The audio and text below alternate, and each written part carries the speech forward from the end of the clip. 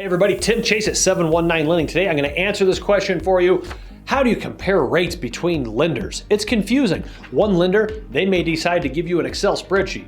The other lender may decide to give you what's called a good faith estimate from the old days, right? The old good faith estimate, or an IFW, an itemization fee worksheet. There's a lot of different versions out there. If you want to make it easy on yourself, get a loan estimate, an LE. It's directly the same. It's the same from everybody. It's directly from their system that tells you exactly what the costs are. Now, here's the thing about the LE. It's easy to compare apples to apples. You're not trying to compare an old form with a new form with a made-up form. Get it to where you can compare these. But I'm going to break this down and show you exactly how to compare your different loan estimates. Number one, here's what it looks like, a loan estimate.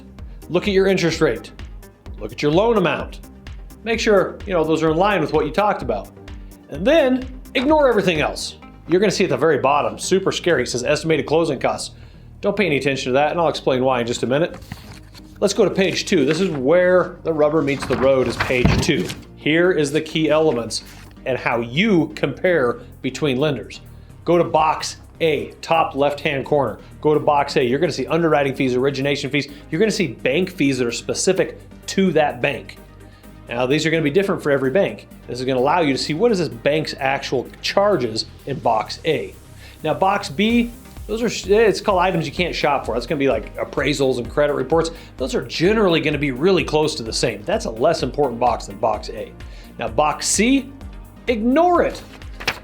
Title fees, it doesn't matter what lender you go with. If you decide to go with title company A, it doesn't matter what lender you go with, and it doesn't matter what their estimate says. Your closing costs are the same. So just ignore that. Just don't even look at box C. And then we got box E, it's your taxes.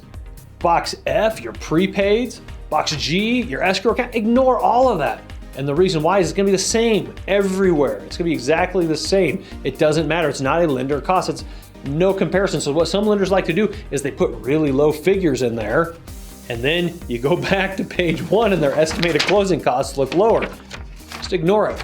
Look at box A specifically, pay attention a little bit to box B, and ignore a lot of the rest of that. But another thing you want to look at on page 2, go down to box J. There's a little line under there that says lender credit.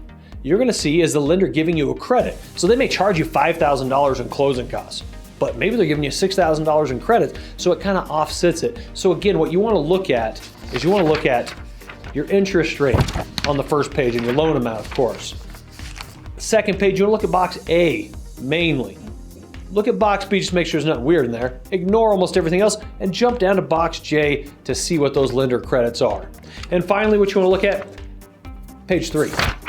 Let's go to page 3 and you're going to see APR, right? Annual percentage rate. It's important to look at. Look at APR. And that's really, those boxes, that's what's really going to help you know where you're getting the best deal. Now, take that information. Remember, get an LE, a loan estimate specifically. Get that form. Don't accept any other forms unless you're plugging it all into Mortgage Coach. My name's Tim Chase with 719 Lending. Give me a call if we can answer any of your lending questions. Thanks. Have a fantastic week.